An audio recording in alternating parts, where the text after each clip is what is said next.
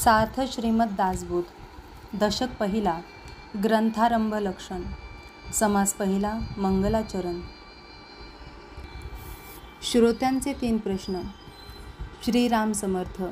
ग्रंथाच्या आरंभी श्री समर्थांना श्रोते प्रश्न विचारित आहेत. महाराज, हा ग्रंथ कोणता आहे? या ग्रंथात काय सांगितले आहे? आणि हा ग्रंथ ऐकल्याने कोणता लाभ होतो? या प्रश्नांचे उत्तर श्री समर्थ देतात. या ग्रंथाचे नाव दासबोध आहे. यामध्ये गुरु शिष्याच्या संवादाच्या माध्यमातून भक्ती मार्गाचे स्पष्टपणे विवेचन केलेले आहे. ग्रंथनाम व ग्रंथातील विषय. यामध्ये नवविध भक्ती, ब्रह्मज्ञान, वैराग्याची लक्षणे सांगितलेली आहे.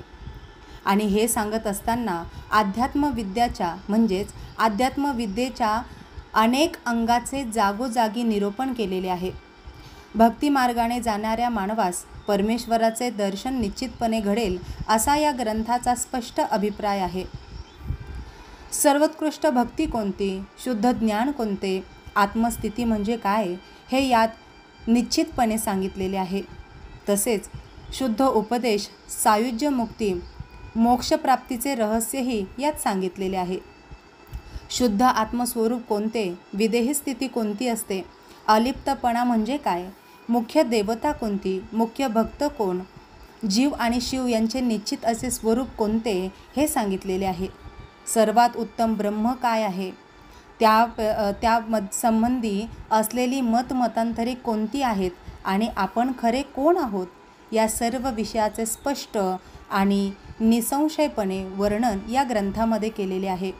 त्याचप्रमाणे उपासनेचे प्रमुख लक्षण, नाना प्रकारच्या काव्याची व नाना प्रकारच्या चातुर्याची लक्षणे यात सांगितलेली आहे. याशिवाय मायेच्या उत्पत्तीचे लक्षण, पंचमहाभूताची लक्षणे आणि विश्वाचा कर्ता कोण, त्याची लक्षणे कोणती, या सर्व विषयाचे वर्णन या दासबोध ग्रंथात केलेले आहे. अनेक शंका, विकल्प, भ्रमाचे अर्थात चुकीच्या समजुतीचे निवारण करून, अनेक प्रकारच्या संशयाचे निराकरण करून, अनेक आक्षेपांना, या प्रश्नांना उत्तरे दिलेली आहे. असे अनेक विषयाचे विवेचन या दासबोधामध्ये केलेले आहे. ग्रंथाच्या अंतरंगातील सगळी सुरुवातीस सांगितलेले आहेत आणि हे सुद्धा आवश्यक आहे. तथापि संपूर्ण दासबोध 20 दशकाचा आहे आणि प्रत्येक दशकामध्ये 10 समास आहेत. प्रत्येक दशकातील विषयात त्या दशकामध्ये विशद करून सांगितलेले आहे. आता आधारभूत ग्रंथाचे वर्णन आपण पाहूया. या दासबोधात विषयाचे विवेचन करण्यात अनेक ग्रंथाचा आधार घेतलेला आहे. त्यात उपनिषदे, वेद, ब्रह्मसूत्रे हे महत्त्वाचा आधार आहे. परंतु या शास्त्रप्रचितीबरोबरच प्रामुख्याने आत्मप्रचितीचा अर्थात स्वानुभवाचा खरा आधार या ग्रंथात घेतलेला आहे. अनेक ग्रंथाचा आधार असल्यामुळे श्री दासबोधातील विषय मिथ्या आहे असे म्हणताच येणार नाही.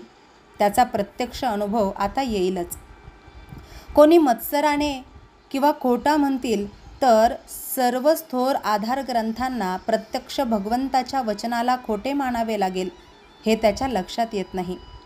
यात शिवगीता, रामगीता, गुरुगीता, गर्भगीता, उत्तरगीता, अवधूत गीता, वेद आणि वेदांत, भगवद्गीता, ब्रह्मगीता, हंसगीता, पांडवगीता, गणेशगीता, यमगीता, उपनिषदे आणि भगवंत इत्यादी अनेक ग्रंथाचा आधार यात घेतलेला आहे. या सर्व ग्रंथात भगवंताची सत्य वचनेच आहेत. ग्रंथनिंदकाचा विचार जर केला तर भगवंताच्या वचनावर अविश्वास ठेवणारा असा पतित कोण आहे? या ग्रंथात भगवंताच्या वचनाविरहित अन्य काहीही सांगितलेले नाही. एखादा ग्रंथ संपूर्णपणे न वाचता जो मनुष्य उगाच नावे ठेवतो तो दुष्ट बुद्धीचा असतो आणि केवळ मत्सराने आपली हीन वृत्ती व दुरभिमान व्यक्त करीत असतो. अभिमानाने मत्सर उत्पन्न होतो, मत्सरातून तिरस्कार प्रगट होतो आणि त्यातूनच पुढे क्रोध विकार तीव्रपणे खवळतो. असा अंतरीन असलेला काम व क्रोधाने खवळलेला मनुष्य केवळ अहंकाराने हीन वृत्तीचा होतो हे प्रत्यक्षात दिसून येते. कामक्रोधांनी बाळवटलेले माणसात चांगला कसा म्हणावे? अहो, अमृत हे मृत्यू टाळणारे खरे, परंतु राहू देवतांच्या पंगतीत बसून अमृत प्याला, पण कामक्रोधामुळे मृत्यू पावला. असे कामक्रोध मत्सरादी विकार मनात ठेवून जो दासबोध वाचेल तो आपल्याच दोषामुळे नष्ट होईल. असो, आता हे बोलणे पुरे झाले. प्रत्येकाने आपल्या अधिकाराप्रमाणे झेपेल सोसेल तेवढेच घ्यावे, परंतु ते घेताना अहंकाराचा त्याग करणे हे सर्वात उत्तम आहे. आता या दासबोधाची फलश्रुती काय आहे बरं? पूर्वी श्रोत्यांनी महाराज या ग्रंथात काय सांगितलेले आहे असा प्रश्न केला होता. त्याचेच आत्तापर्यंत थोडक्यात उत्तर होते. आता हा ग्रंथ श्रवण केल्याने कोणते फल प्राप्त होईल हे सांगतो.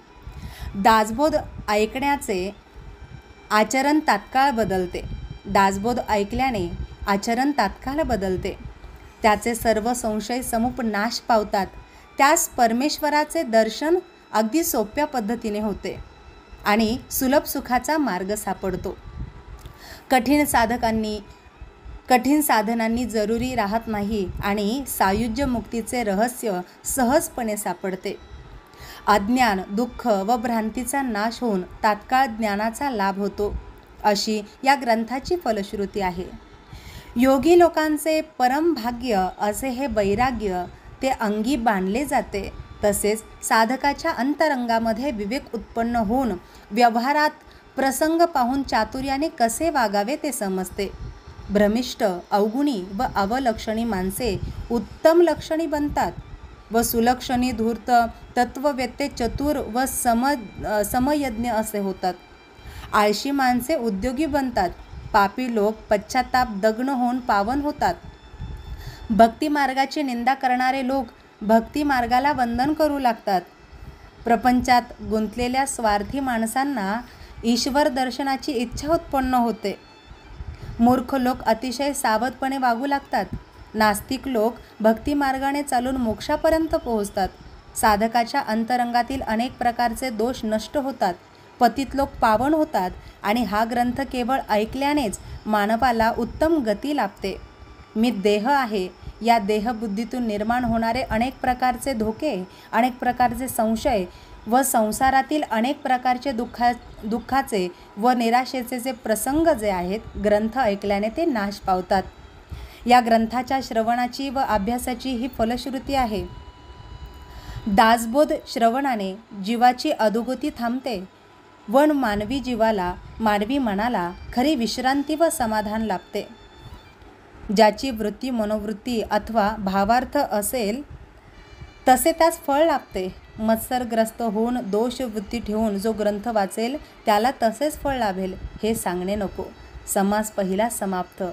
जय जय रघुवीर समर्थ.